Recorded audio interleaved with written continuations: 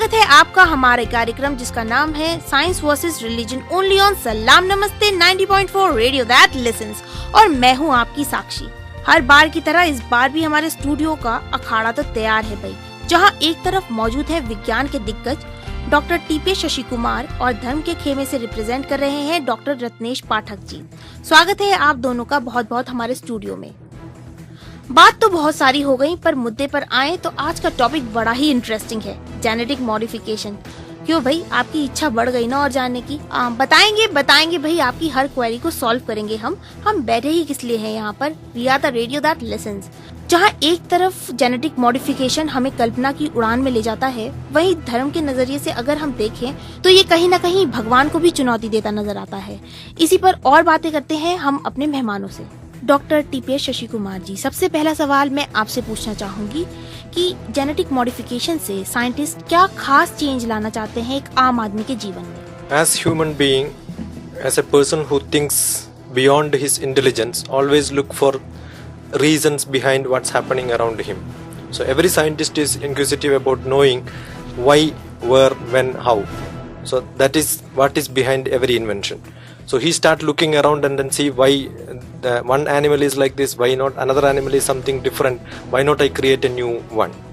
So this is behind any invention and specifically on gene modification. Doctor TP Shashi Kumar ji, हमारा ये मानना है कि in the beginning first word was with God and first word was God, और भगवान को हम समय के साथ तो जज नहीं कर सकते, तो आप क्या कहना चाहेंगे इस संबंध में? The cosmology is the subject which you are talking about, and scientists are trying to agree with the cosmology now.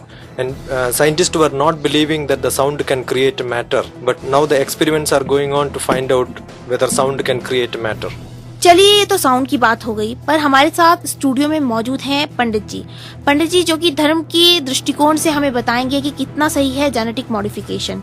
तो पंडित जी, आप कहाँ तक सहमत करते हैं डॉक्टर साहब की बात से? In a way, genetic modification has been done and practiced in history, in the past.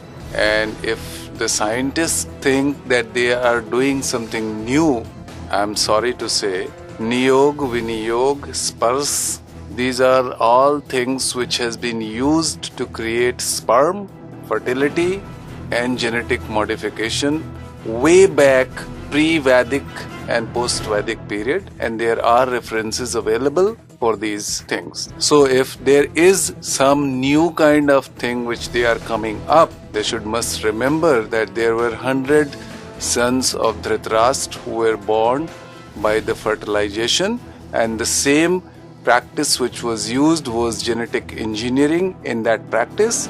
Now it has been given a terminology, and they are approaching and saying that this is a scientific and new invention. Sorry, this is not.